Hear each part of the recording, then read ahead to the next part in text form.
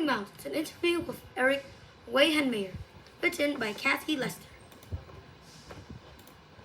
Focus question: who is Erik Weihenmayer and what message does he want to share with others?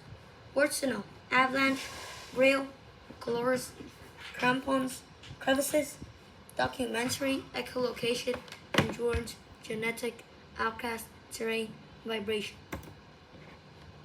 Erik Weihenmayer, 36 years old, has climbed 7 summits, highest peaks on each of the 7 continents. He was born with a genetic condition that caused him to lose his sight by age 13. Erik was interviewed today before leaving for Tibet. He is leading 6 blind Tibetan teenagers up a 3,100-foot mountain. You can read all about the mountain, about the climb at www.touchthetop.com. Can you see at all, or is everything? It's our eyes, not your brain. So I imagine an outline that shades color.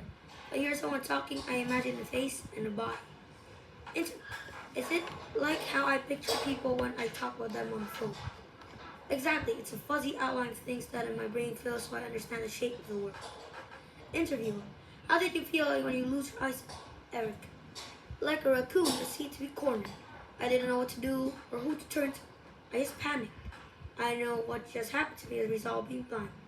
Yes, that everything seems harder. I don't want to be helpless or removed from everyone else in the world. A lot of fears and a lot of anger bubbled beneath the surface, but I gradually realized I had to accept it.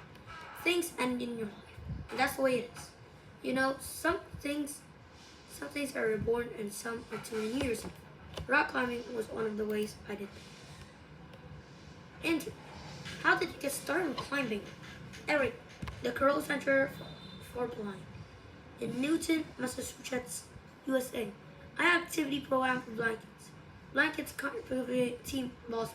In addition to cross-country skiing and sailing, I took rock climbing.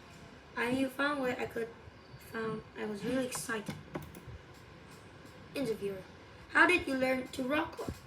Erik: at first, someone gave me detailed instruction like to reach right and put your foot farther left. Now I can climb much more independently by feeling the cracks and pockets in the rocks. Interviewer: what does mountain climbing mean to you? Erik: scenery is exciting. Sounds, how the rock feels under my hand, the sun in my face, and the way the ground changes under my feet. The variation of texture of ice and snow.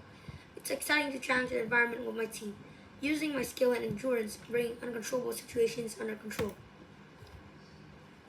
Interviewer: please describe how you know where you're going and where to mountain climb.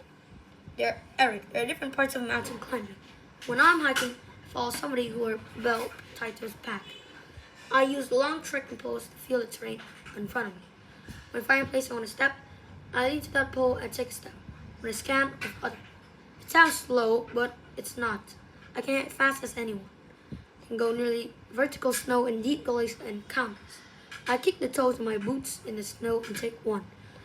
I swing an ice axe into the snow, feeling my way up so like anybody else. When I climb vertical ice, frozen walls with ice that looks like waterfalls, I kick up with ice crampons, with a sharp point on my shoes and my boots. Stand up high in the toes of my boots, swing my ice tools in the ice. Then I hang up to ice tools and pull myself up.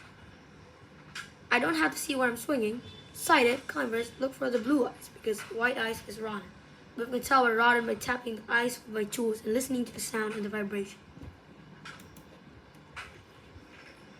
Can you take the lead in up mountaineering? Erik: the job of person in the lead is to bring the rope out and attach it to harness. Jam pieces of metal gear into the crack and then clip the rope to the gear to help everyone see. I can lead a climb of rocks touching when I'm climbing a vertical crack or pockets. Interview: but don't you lead your crossing areas there are crevices? Erik: on very narrow snow bridges that go over crevices, I need to be able to see in order to line up the best route. On a big mountain, I'm usually roped to 2 other people, then I follow some. Interviewer: how do you know if narrow, short bridges are sturdy enough? Erik: you have to test them. That's why we're roped up. If the first person breaks through, the other team throws their bodies down and jam their ice axe in the ground. That breaks the person. He dangles from the rope until he can slide up the rope and pull himself out.